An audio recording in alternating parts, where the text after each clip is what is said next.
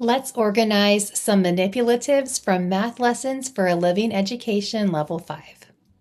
You can find these manipulatives in the back of the book.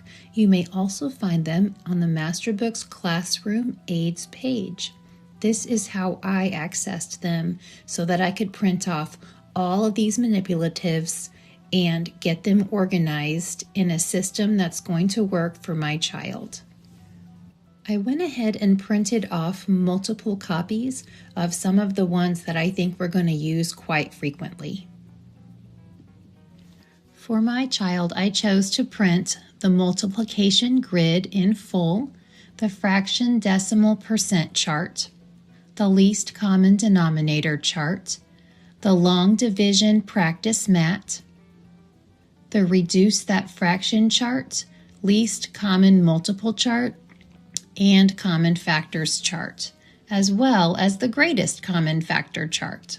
I printed several copies and hole punched them because I would like my child to have the feel of pen or pencil on paper rather than using a sheet protector or laminating these, but that is just personal preference. You absolutely can use a sheet protector or laminate them in order to have fewer papers all around.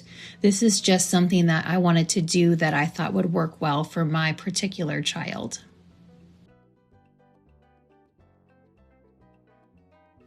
After hole punching all of the sets of charts, I placed them upside down in a folder and I put a divider in between each set of charts. In lessons 13 and 19, you will find some thinking tools throughout those lessons. Students are encouraged to make flashcards and to write them down for copy work, which could also be done in a notebook. I know that that might be a bit of a friction point for my child, so I went ahead before I had him go through and do the work on these pages. I went ahead and photocopied all of the pages. And since I know I'm going to cut them out, I went ahead and did that in black and white. That way we had both lessons 13 and 19 with all of the thinking tools ready to go. From there, I selected some construction paper and used a piece of paper to cut it down to size. And yes, those are child preschool size scissors because, hey, us homeschool moms have to use whatever is lying around, and that is just what I could use. So I cut my construction paper down to size and got ready to go on cutting out all of my thinking tools to get ready to make some notebooking pages.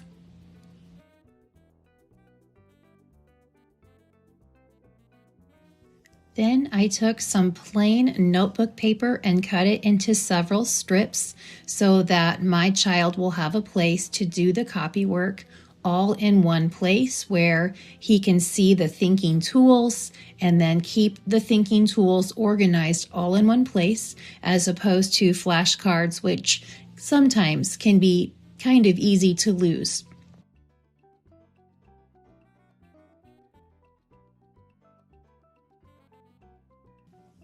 I then hole punched it and got it ready to go into the folder and continued on with all of the thinking tools.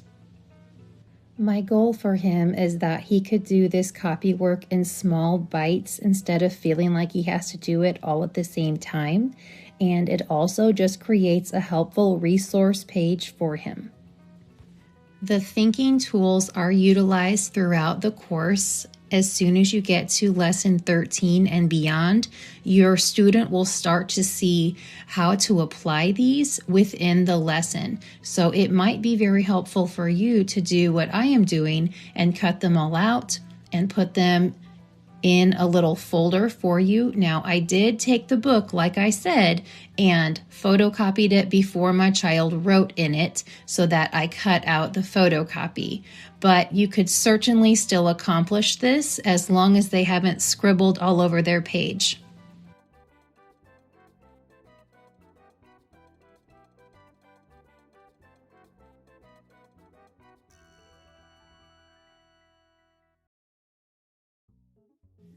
Full disclosure, the red folder did not work. It was too thin and not sturdy enough, and we're going to need the pages to lay flat and to spread out nicely for that copy work.